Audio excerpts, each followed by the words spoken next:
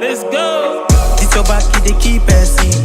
It dey bring out the best thing. I dey feel your recipe. Make you give me that recipe. Fine, fine. Yeah, you fine. You so divine. I dey feel you die. What's up, people? We got a new episode of Awesome Entertainment. Okay, I'm Joel Awesome.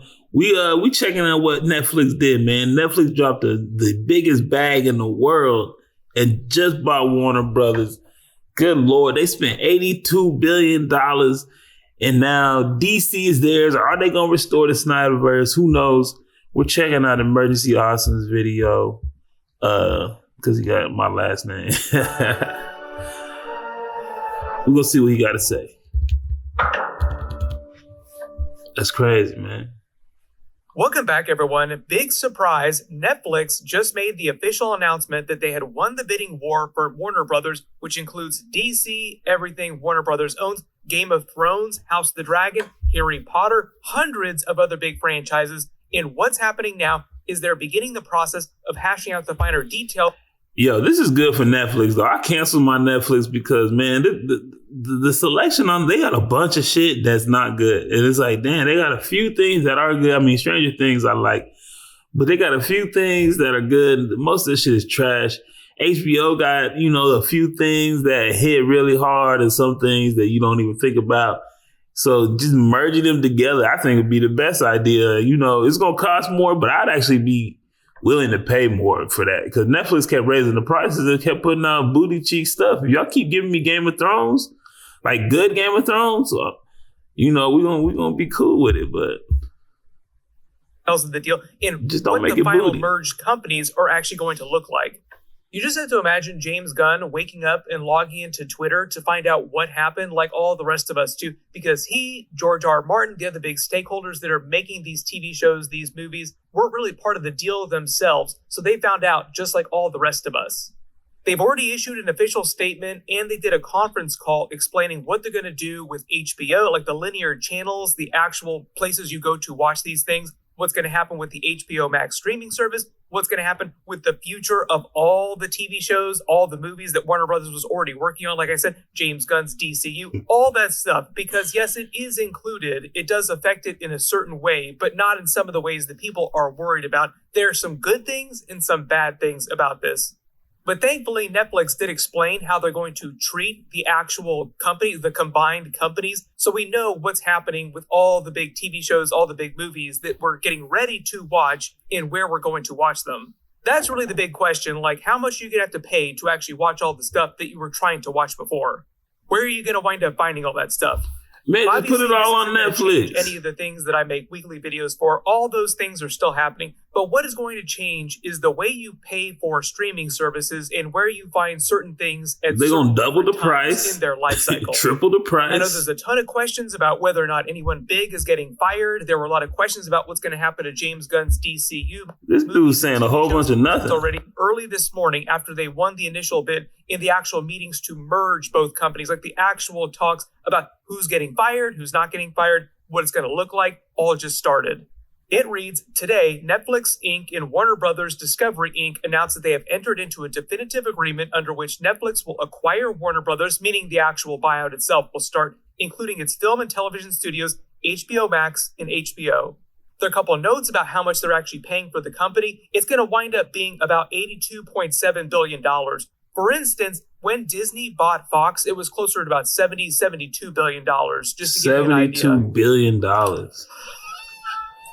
What do we have here? That's really insane. Expensive to buy an entire company into their entire film and TV library like this. Then they say the transaction is expected to actually close, like the deal is actually expected to close after the previously announced separation of WBD's Global Networks division, meaning their linear TV channels and all the Discovery part of the company, into a newly public traded company, which is now expected to be completed in Q3 2026, meaning that's when the actual deal to buy the company is going to be done. So the idea is that Netflix just wants the streaming business in the actual studios that are making TV shows and I mean, what else would you want? You don't want any of the shit that nobody else wants. Ain't nobody going back to cable watching news. Everybody watching YouTube. That's why we here. That's why we here right now. They should have did a deal with YouTube. Movies. They don't want the linear channels. So Warner Brothers is in the process of spinning all that stuff off. But man, y'all got to get the DC right, man. It's Netflix pathetic, man. This is a powerful IP. Actual physical linear and TV channels. Y'all they know just what to want do. Streaming stuff. Then they go on to mention all their big franchises. This acquisition brings together two pioneering entertainment businesses, combining Netflix's innovation, global reach, and best-in-class streaming service. They really do have the best technology behind their actual streaming service, like the way you actually are able to watch stuff by logging onto the app. Where they're I can agree with that. When it comes to actual content, Netflix got the best presentation. Why they want Warner Brothers so badly, because they have so much big IP that Netflix doesn't have access to right now. But their catalog is going to be done. Warner Brothers' century-long legacy. Catalog's going to be done. They got Squid Game, Game of Thrones, movies such as The Big Bang Theory, The Sopranos, Game of Thrones, The Wizard of Oz, and the DC universe, like James Gunn's DCU, will join Netflix's extensive portfolio, including Wednesday, Money Heist, Bridgerton, Adolescence, Extraction, basically naming all their big franchises like Stranger Things, creating an extraordinary entertainment offering for audiences worldwide. Then Ted Sarandos, the CEO of Netflix, said, "Our mission has always been to entertain the world by combining Warner Brothers' incredible library of shows and movies, from timeless classics like Casablanca, Citizen Kane, to favorites like Harry Potter and Friends, the Friends TV series, with our culture-defining titles like Stranger Things, K-pop Demon Hunters, and Squid Game. We'll be able to do that even better. Together, we can give audiences more of what they love and help define the next century of storytelling." There's a little more fluff about them saying how good this is going to be for everybody. Like, we don't need to read this entire statement. Most of it just them saying this is. Yeah, but I mean, like, you're just going to be replaying the old shit. What about the new shit that you're going to make up with? You know what I mean? Combining HBO, everybody who's a fan of all that old stuff already got the old Netflix. stuff. But then during the conference call, or watched it 1,000 times. What about the new stuff? Details themselves. So we'll actually zoom enhance to that part of the actual talk. What they did is, after they released this statement, they held a longer conference call where people were actually asking them, like, okay, what is this actually going to look like? What does this actually mean? What's going to happen to all the TV shows and movies that HBO Max was getting ready to release? Like all the DC movies, DC TV shows, Game of Thrones prequels, Harry Potter TV show, all that stuff. Cancel that shit. It was all trash. Movie, Clayface, the Batman 2 movie, the Man of Tomorrow, Superman 2 movie. Interesting. No. Man, you got to cancel some of that stuff. Look, what Netflix really needs to do is they need to go ahead and they have an opportunity. They have an opportunity to do what Disney couldn't do. So Disney tried to put out them Disney Plus shows and build up the MCU, couldn't do it. But we know that Netflix had a little universe with the Defenders where they was cooking, right? They was cooking. They had the Punisher, Daredevil, all that. And when Disney got it, they lost it. But now you got Batman and stuff. You can actually do it again and do it right. You know what I'm saying? Because there was a couple seasons that was a little off, but y'all was doing it better than the Marvel did it. Y'all did it better than DC did it. So now you got an IP right here, man, and be right there on your streaming service. But what do I know? You know what I'm saying? I'm just a superhero fan. Theatrical releases for all these. Like, would they just release the Superman Man of Tomorrow movie for a week in theaters and then it would hit Netflix? So this is what Netflix said about that. They claim that they're going to continue theatrical releases for all of Warner Brothers movies that were already going to go to movie theaters. But what they're not changing is what they were originally doing with Netflix original movies, like the Knives Out, Wake Up Dead Man movie or the Frankenstein movie. Those were only in theaters for like a very short period before they hit Netflix. Probably the other biggest thing, and this is actually a pretty big thing, is that Netflix is going to keep the HBO Max service and the app around while also periodically adding WB HBO content to Netflix. So like at a certain point, you will see Game of Thrones on Netflix, but all the stuff, like all the Game of Thrones prequels that they're making right now, all the DC TV shows, and that brand new Harry Potter TV show that they're getting ready to release in 2027, those will all still start airing on the HBO Max streaming service. So you'll still find all the same stuff in the same places. It's just that eventually you'll start seeing more of that stuff eventually also get added to Netflix, whereas before it would have taken way longer for them to put it on Netflix. Or in some cases, like Game of Thrones, for instance, I don't think it doesn't matter where you put it. What are you making? What are you cooking? So when we get to Night of the Seven Kingdoms episodes in January, when I'm doing episode videos for that, they'll still air on HBO Max. In the House of the Dragon season 3 episodes, still going to be on HBO Max. And like I said, the actual buyout. And Netflix got a problem with this weekly release. Like Game of Thrones is weekly release. That's what they do. That's their bag. But like watching Stranger Things and they release 4 episodes now, 3 episodes. I'm telling you, you find all these mistakes. You like, oh, hold on, wait a minute. There's too many mistakes. You got to be locked in if you're going to be doing these weekly releases. And it's not really about what they add into the streaming service because we bootlegging everything anyway. The question is, what is the new stuff you gonna make? You know what I mean? I was looking.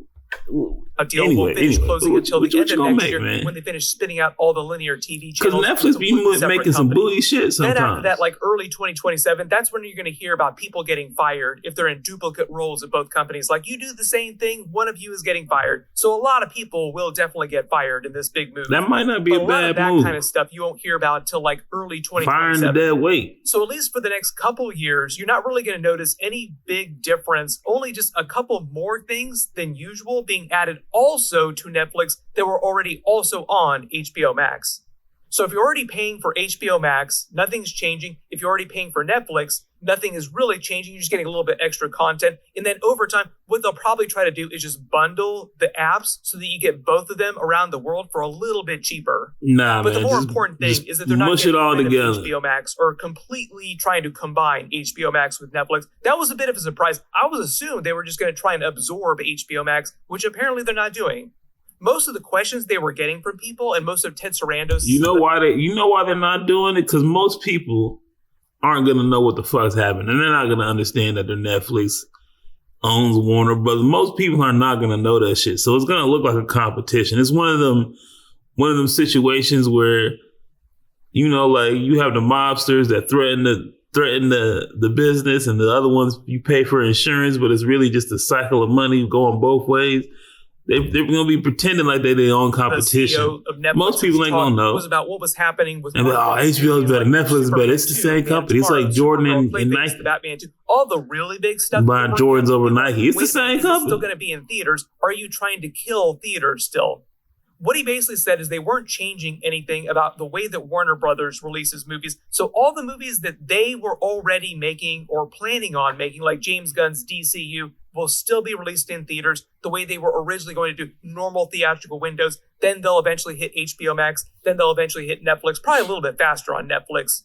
But also Netflix isn't changing the way they do things with Netflix original movies or Netflix original TV shows. Like Stranger Things is a good example. They wouldn't suddenly change the way they release Stranger Things, or they wouldn't change the way they release. Are they going to change how long it takes forever for them to produce the next season? Those are still only in theaters for like a week. Then they hit Netflix way faster. This is basically Netflix saying that the way things work at both companies isn't going to change. Yo, James Gunn. Oh, hi, Zack Snyder. Just saw your new cut of Superman, and word of advice.